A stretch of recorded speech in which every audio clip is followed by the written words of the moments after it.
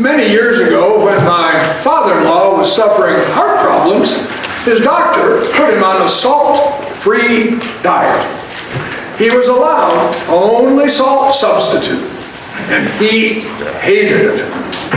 As we gleefully salted our meat and potatoes, he grimly applied the fake stuff. And he would grumble, "It's just not the same. It's no substitute for the real thing," he would mumble. "Everything tastes so bland," he would say, as he took a bite and grimaced. We suspected that now and then he would sneak some real salt. So much did he hunger for some real taste to his food, for the real stuff. And in our gospel reading for today, Jesus told his disciples, "You are the salt of the earth." And the "you" in that passage is plural. So what Jesus was saying was that the disciples together were to be salt. The church is to be like salt. The salt for the sake of the earth, for the sake of God and God's purpose. And we need to realize also that Jesus was not simply saying that they were salt, but they were to be salt. It was a command. It was an order to be obeyed. And to be salt meant to add real flavor, real taste to life. They were to give life as Jesus himself gave life. What Jesus was really saying was that they had a distinctive calling as disciples, and they were to give a distinctive taste to things. They were to live the gospel in such a way that they stood out, that showed the world a different way, showed what true life truly was. They were not to blend in with the surrounding culture and adapt so successfully that they lost their distinctive calling and their purpose. To blend in would have been to become useless as disciples, as a church. Become bland and lifeless, really. A dead church. And it makes you wonder, do churches in America today still offer the real thing or only salt substitute? Have churches in America today gone on a salt-free diet? Do churches serve up the gospel of Christ, which has the power to give life? Or do they offer only a bland substitute, which really has no power at all? Have churches blended in so completely with American culture that there's no longer anything very distinctive about them? Instead of following their distinctive calling, have they adapted so completely to the demands of the market that they now see their purpose as one of offering in place of worship weekly seminars on how to succeed in business without really trying, or achieve a really good self-image? Have churches lost their saltiness, become useless? If not to those who still attend, then to God? Actually, there's a more powerful way of putting it. One commentator, I've got to be careful, by the way, when I dab my nose, I realize some garlic got on this. See, the thing is, I don't like garlic, but anyway. One way to put it a little differently is to say that, and this commentator suggested, that in order to capture the original impact of the saying, it should be translated like this: "You are red hot peppers for the earth." To be the salt of the earth, as Jesus meant it, did not mean what the phrase means today, to have the status of being most solid or responsible or reliable of people. The saying of Jesus doesn't describe status, but function. We are to be like hot peppers, which add spice and zing to life. We are to give a very distinctive and alive flavor to things. The church is to be a place where we are brought to life like a red-hot pepper, brings every nerve and taste bud to life, and people who give that kind of life to others. Of course, hot peppers are powerful things. They can take your breath away. I remember a friend of ours in Memphis 50 years or more ago who discovered that one night. Like he and his wife were from the north. and we were playing cards at the home of another couple who had lived for years in Louisiana. On the kitchen table around which we were sitting, there was a bottle of peppers. Now our friend noticed them and asked if he might try one. The couple warned him that the peppers weren't like northern peppers. They were rather hot.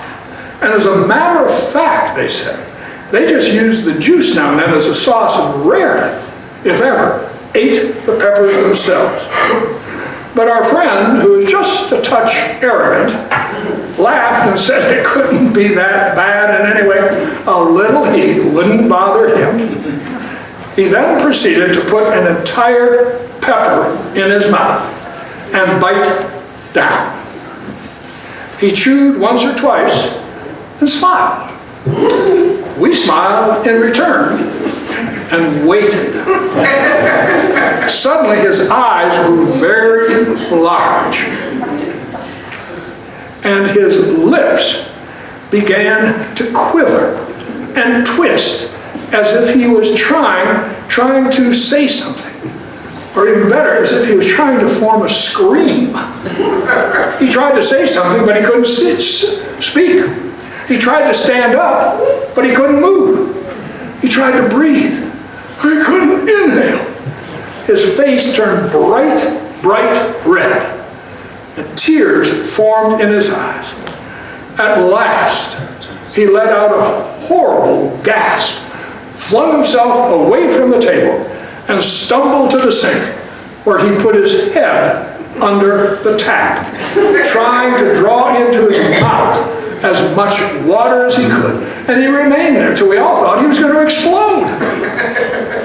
It was many minutes before he could manage to say anything.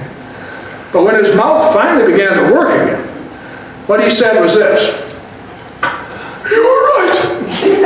That was a real pepper." That was a real pepper, all right. And you know, actually, that's a pretty good description of what Jesus and the gospel should do to us sometimes and to the world. Take our breath away. Take the breath of others away. To come into contact with Jesus, his church, should at times leave us stunned and gasping for breath, and leave no doubt that we've tasted something that truly makes every fiber of our body come alive, which sets us on fire. Maybe it makes our eyes grow large with astonishment, like a real pepper. And before all else, what should take our breath away is the proclamation and experience of the sheer grace and mercy of God. "Come unto me, all of you who are heavy, labor and are heavy laden," Jesus said, "and I will refresh you." And if we ever truly heard those words, then they should take our breath away. The truth is, we all of us labor and are heavy laden. We all of us struggle with the terrible weight of our past, or our great foolishnesses perhaps, or maybe self-doubts and illness weigh us down, or memories that still haunt us. But Jesus invites us to come unto him and know a mercy and forgiveness and freedom that will refresh us and cause an explosion of hope and joy within us, that will bring us alive. And this breathtaking love and grace of God is what we are to proclaim before all else to the world, to our community.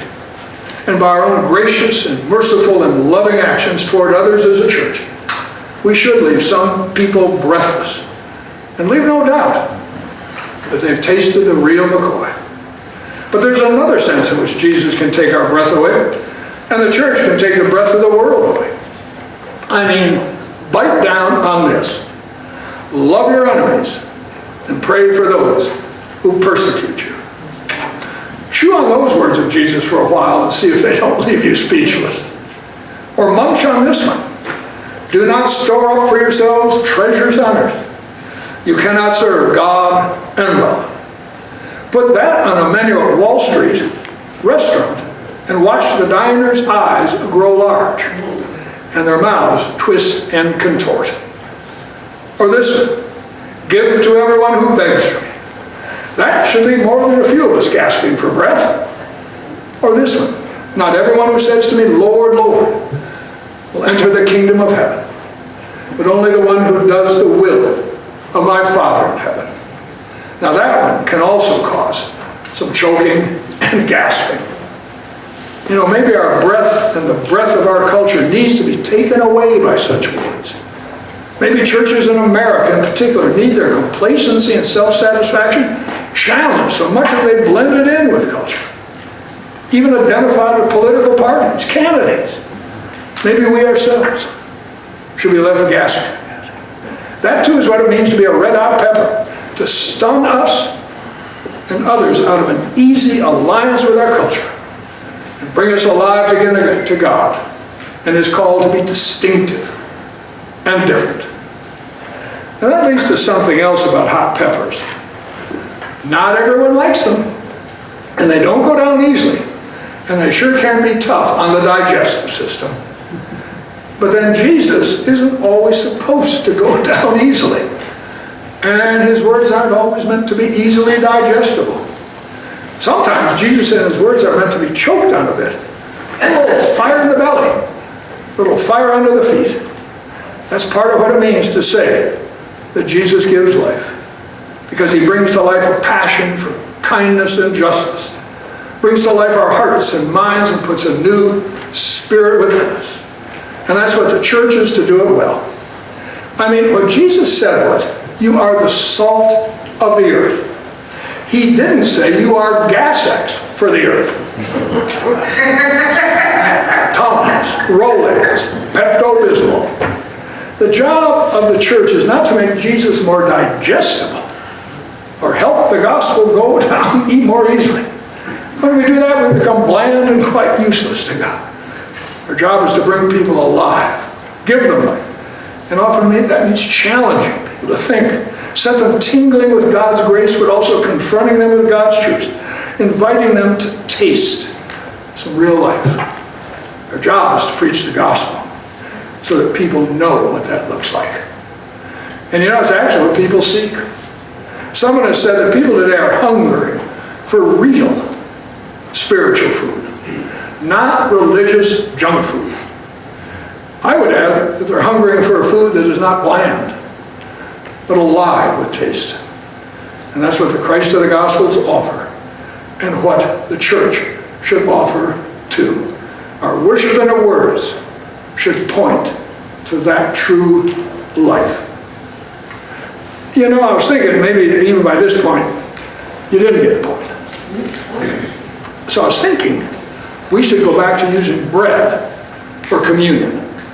Like we used to remember the round loaves of bread, some of you, most of you remember that, instead of the little wafers. I was thinking that'd be a good idea.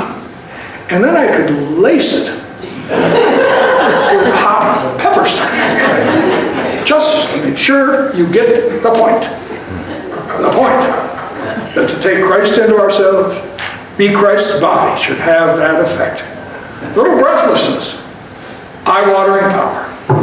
My father-in-law was absolutely right. There is no substitute for the real thing. Let us always be the real thing. A real church. A real people of God. Amen.